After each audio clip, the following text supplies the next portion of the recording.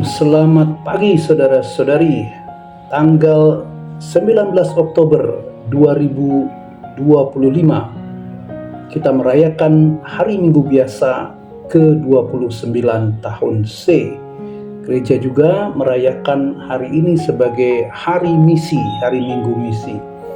Saudara-saudari, bacaan Injil pada hari Minggu ini diambil dari Injil Lukas bab 18 ayat 1 sampai 8. Nah, saya ingin mengawali renungan ini dengan sebuah ilustrasi.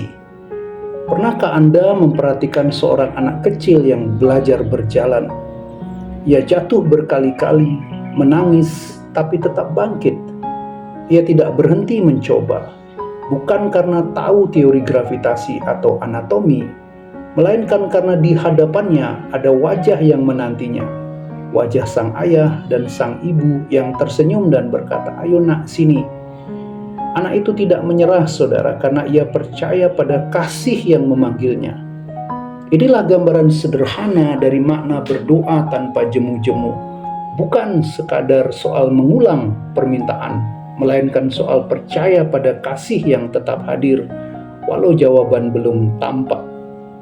Saudara-saudari, Yesus menceritakan tentang seorang hakim yang tak takut akan Allah dan tak menghormati siapapun, dan seorang janda yang lelah meminta keadilan. Hakim itu akhirnya luluh, saudara, bukan karena ia bertobat, tapi karena ia lelah diganggu.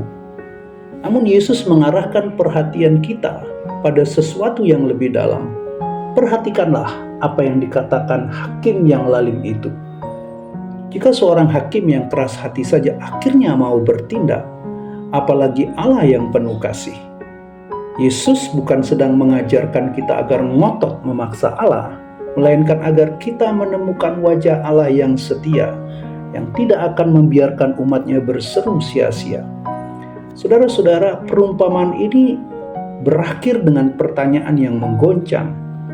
Jika Anak Manusia datang, adakah ia mendapati iman di bumi? Artinya, saudara, doa tanpa jemu-jemu hanya bermakna jika berakar dalam iman. Iman yang tidak berhenti percaya bahkan ketika dunia tampak diam. Saudara-saudari, iman bukan sekedar bertahan atau menunggu mujizat. Iman sejati adalah bergerak bersama Allah dan bukan pelarian dari kenyataan, melainkan tenaga batin untuk menata kenyataan. Yesus baru saja berbicara tentang datangnya kerajaan Allah dalam Lukas 17:20-37. Ia menegaskan kerajaan itu tidak datang dengan tanda-tanda luar biasa, tapi sudah hadir di tengah kita dalam diri Yesus sendiri, dan kini dalam setiap orang yang hidup dalam kasih, keadilan, dan kesetiaan.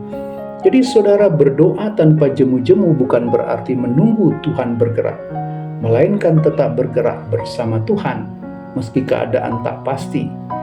Iman yang hidup itu, saudara, bersifat proaktif, mencari arah-arah yang membawa kehidupan, bukan pasrah dalam keputusasaan atau kecemasan. Namun saudara-saudari, mari kita jujur, seringkali kita berdoa tanpa hati, atau berhenti berdoa karena merasa doa kita tak kunjung didengarkan. Kita cepat jemu bukan karena Tuhan jauh, melainkan karena kita kehilangan rasa percaya bahwa Ia masih bekerja. Kita ingin hasil yang cepat, tanda yang nyata, perubahan yang instan. Sementara saudara, Allah bekerja dalam kesetiaan kecil, dalam sejarah panjang yang sering tak terlihat. Disinilah perumpamaan janda tadi menjadi cermin.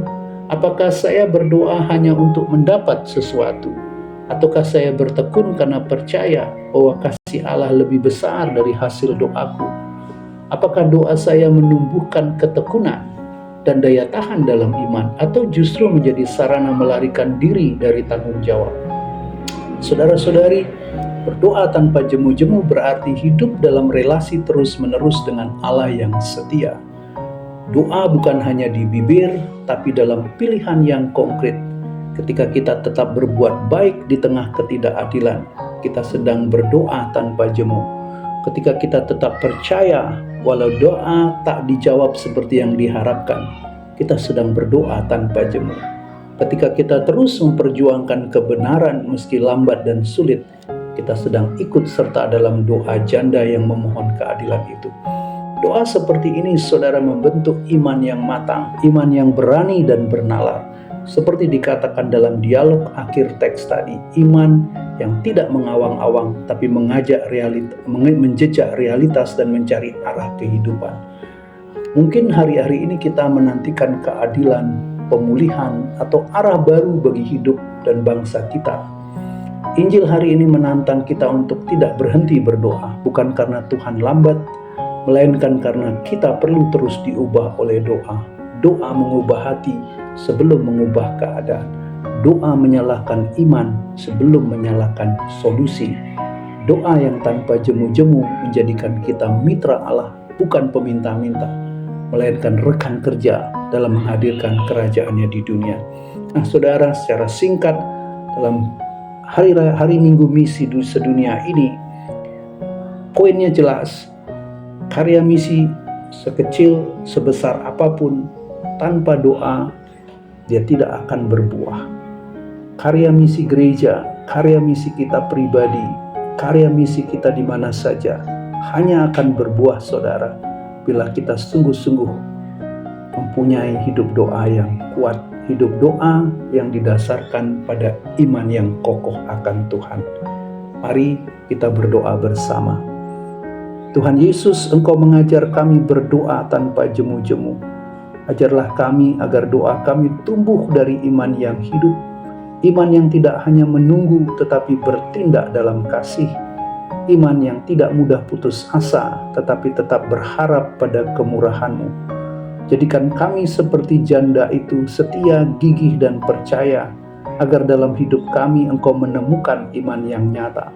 Dan dari iman itu mengalir karya misi gereja, karya misi kami untuk menjangkau, untuk menyebarkan warta kabar gembira ke tengah-tengah dunia. Engkaulah Tuhan dan pengantara kami, kini dan sepanjang masa. Amin.